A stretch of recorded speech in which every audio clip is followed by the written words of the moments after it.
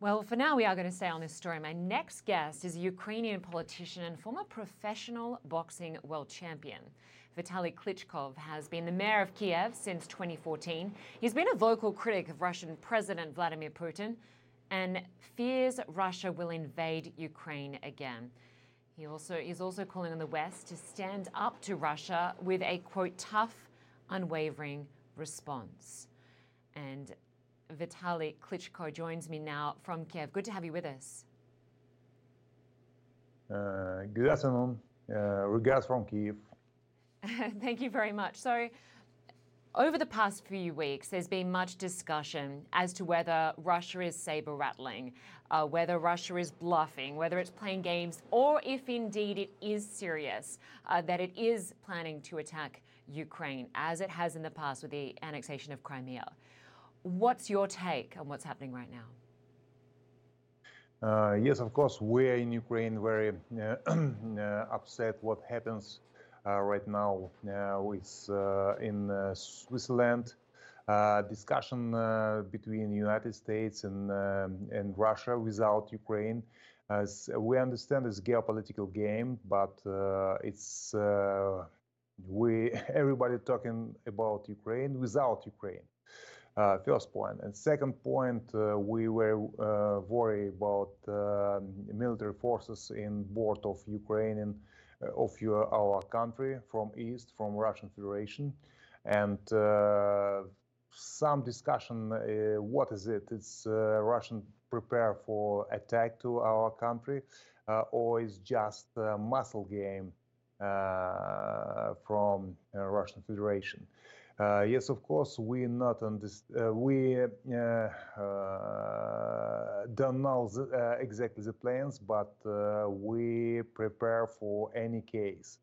Yes, of course, instead 2014, where Ukraine decided to take a European direction of development of our country.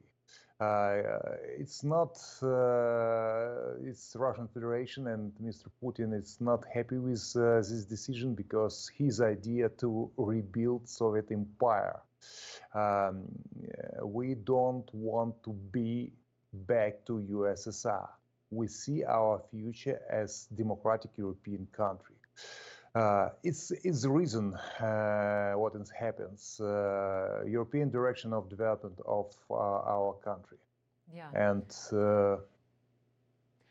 Mayor KLITSCHKO, I want to ask you about your training with Ukraine's military reservists in anticipation of a potential conflict. Talk to us about these military simulations. How prepared do you feel Ukraine is right now? We prepare for any cases. We don't know how develop situation in next couple of days, couple of weeks, couple of months, and we prepare for worst case also. We hope it's never happens, this worst case, but we have to be prepared. I'm responsible also for capital of Ukraine. Kiev is capital of Ukraine. It's one of the largest city in our country. And for case if escalation going up, and we have to be ready to defend our independence, territorial integrity of our country, and civil defense also have to be prepared. Mayor KLITSCHKO, can I ask you to stand by just a moment? I understand the Russian Deputy Foreign Minister is speaking right now. We just want to listen in. Российской Федерации на преодоление кризисного положения в сфере европейской безопасности. And therefore, today's meeting was devoted to analyzing all the factors affecting the degradation of European security that we are observing in recent years. At this meeting, which was made possible thanks to the Russian initiative, and we appreciate the General Secretary's agreement to hold the meeting with Russia. Our delegation included the military, which was who were led by Colonel General Fomin, and we gave our assessment of the security landscape, and which affects all the states, and of course it is important to us, especially important to us, is the security of Russia. And one of the factors that has a systemic influence is the evolution and the return of NATO back to the Cold War situation, returning to the patterns of the Cold War, and setting the task of deterring Russia. This attracts colossal resources. There is no hiding that this is the main task of the alliance, and this is a destructive factor. It destroys any attempt to construct security. And the second factor that has a serious effect and causes deterioration of security is NATO's expansion. I will recall that in 1997, only one country was knocking on NATO's door, that was Poland, and now NATO includes lots of countries, and that neighbor Russia, and their territory is being used from all strategic directions. And this also has a serious effect on our security and is creating unacceptable risk, which we will counter. The third factor is complete degradation of arms control. There is no secret here. It is well known. Everything began with the US quitting the anti-missile treaty, and then the destruction of the negotiations, and under the pressure from the US, the START treaty was torpedoed, and also the Open Skies Agreement, which was one of the main instruments of transparency in military interaction. And I would add that the US and its allies are trying to achieve supremacy in all operational environments using NATO language. That's the land and the sea and the air and the cyberspace, all the possible theater, and also military technical means. The threshold for using nuclear weapons keeps being lowered, and various exercises are including the nuclear component, and this also causes great concern for us. And finally, one of the elements which is quite sad is the fact that NATO's expansion has led to an end to all cooperation in the areas of common interest. We have no common agenda, absolutely none. And that is clear because we can't have the positive agenda that we used to have, such as combating terrorism and increasing security in Afghanistan, combating drugs, training and anti-piracy measures, and joint monitoring of the airspace. All that is in the past, and we understand why that is, because this cooperation does not befit this new twist, the return towards deterring the Russian Federation. We were very honest and direct.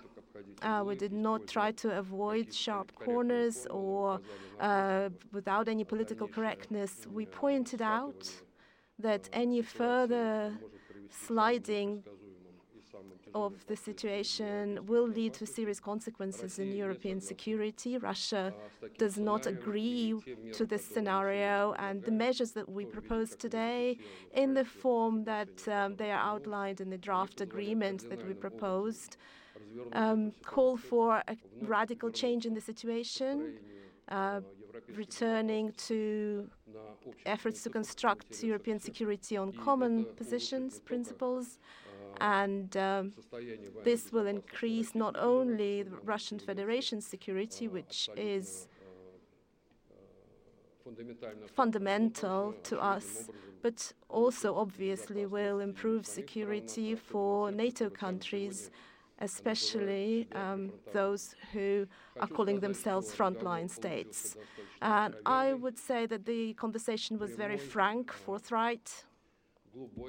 It was a deep conversation, it was very meaningful, but at the same time, it was intense, but at the same time, there was quite a few differences on fundamental points, and one of the main points was that NATO understands the principle of the indivisibility of security, but it understands it selectively. The indivisibility of security only exists for members of the alliance, and NATO is not going to consider the security of others. We are based on the fact that the indivisibility of security should consider the interests of all, and attempts to construct security against Russia without Russia is counter-effective, counterproductive, and we don't want to do that. If NATO pursues a policy of deterrence, then we will respond with counter-deterrence, and any intimidation will meet counter-intimidation, and any changes that will need to ensue in Russian defense policy, then they will do so. You've just been listening to the Russian Deputy Foreign Minister Alexander Groshko, who was speaking about Russia's concerns for its own security during these lengthy conversations with NATO in Brussels. We heard there that the discussions have been frank, direct, meaningful, but we heard from the Foreign Minister of Russia say that there is no common agenda, absolutely none. He went on to say there's been no positive agenda when it comes to combating terrorism and ensuring security in Afghanistan, things that there would have been some sort of alliance and common ground in the past. He said there was a lot of fundamental differences. We have standing by for us the mayor of Kiev, who I was speaking to just before we went to Russia's foreign minister. I want to welcome him back. VITALI Klitschko, I understand you were just listening in as well. And we know from the get-go, even before these talks began, that Russia had some hard-line points. It doesn't want to see NATO expand eastward. It doesn't want Ukraine to join NATO. I put it to you, does Ukraine want to join NATO? And if that were to happen, what sort of support would you expect from NATO? We have to defend our country, and we need stability. And if Russian Federation talk about stability, right now it's nobody doubt what happens in east of Ukraine. In last couple of years, more than 13,000 people, Ukrainian, died. Occupied Lugansk, Donetsk region, and everybody understand clearly. Because without weapons delivering to this region, without financial support, without propaganda, this conflict will be never ever happens. It's everything happens under control of Russian Federation. It's actually it's a political game what we listen right now from Deputy of Duma. It's our first point. We defend our country. We're not aggressive country. We doesn't have nuclear weapon. but we have to support our integrity, and we need the help. We very appreciate for our European and world partners who support Ukraine, support our wishes to be European country, to be democratic country. We don't want to be back to USSR, and the idea to rebuild Soviet empire, we not accept it. All right, fair enough. Kiev Mayor VITALI KLITSCHKO, good to get your perspective. We wish you all the very best, and thanks so much for your time. Thank you very much.